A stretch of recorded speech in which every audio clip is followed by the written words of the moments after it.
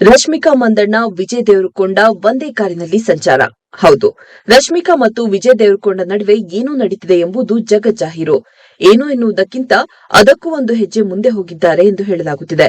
ಮತ್ತು ಗುಟ್ಟುಗುಟ್ಟಾಗಿ ಪ್ರವಾಸ ಮಾಡಿ ಆಗಾಗ ನೆಟ್ಟಿಗರ ಕೈಯಲ್ಲಿ ಸಿಕ್ಕು ಹಾಕಿಕೊಂಡಿದ್ದಾರೆ. ಇತ್ತೀಚೆಗೆ ದೇವರಕೊಂಡ ಅವರ ಮನೆಗೂ ರಶ್ಮಿಕಾ ಭೇಟಿ ಕೊಟ್ಟು ಬಂದಿದ್ರು. ಆಗ ವಿಜಯ್ ತಾಯಿ ರಶ್ಮಿಕಾರಿಗೆ ತುಂಬಾ ಅಂದವಾದ ಸೀರೆಯನ್ನ ಉಡುಗೊರೆಯಾಗಿ ಕೊಟ್ಟಿದ್ರು.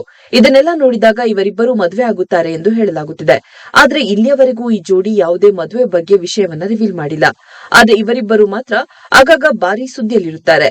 ಇದೀಗ ಇದಕ್ಕೆಲ್ಲ ಪುಷ್ಟಿ ನೀಡುವಂತೆ ಇಬ್ಬರು ಒಂದೇ ಕಾರಿನಲ್ಲಿ ತೆರಳಿದ್ದಾರೆ. ಈ ಒಂದು ಫೋಟೋ ಮತ್ತು ವಿಡಿಯೋ ಸಖತ್ ವೈರಲ್ ಆಗುತ್ತಿದೆ.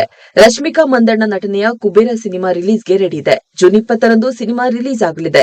ಈ ಚಿತ್ರದ ಪ್ರಚಾರದಲ್ಲಿ ಇಡೀ ತಂಡ ಬ್ಯುಸಿ ಇದೆ. ಇದಕ್ಕಾಗಿ ರಶ್ಮಿಕಾ ಮುಂಬೈಗೆ ಆಗಮಿಸಿದ್ರು. ಈ ವೇಳೆ ವಿಜಯ್ ಕೂಡ ಅಲ್ಲಿಯೇ ಇದ್ರು. ಇಬ್ಬರು ವಿಮಾನ ನಿಲ್ದಾಣದಿಂದ ಹೊರಬಂದು ಕಾರಿನಲ್ಲಿ ಒಟ್ಟಾಗಿ ತೆರಳುತ್ತಿರುವ ವಿಡಿಯೋ ವೈರಲ್ ಆಗಿದೆ. ಈ ವೇಳೆ ಇಬ್ಬರು ಮುಖವನ್ನ ಮುಚ್ಚಿಕೊಂಡಿದ್ರು. ರಶ್ಮಿಕಾ ಹಾಗೂ ವಿಜಯ್ ಅನೇಕ ಕಡೆಗಳಲ್ಲಿ ಒಟ್ಟಾಗಿ ಸುತ್ತಾಟವನ್ನ ನಡೆಸುತ್ತಾರೆ. ಆದ್ರೆ ಇವರು ಒಟ್ಟಿಗೆ ಇರೋ ಫೋಟೋನ ಪೋಸ್ಟ್ ಮಾಡಿಲ್ಲ.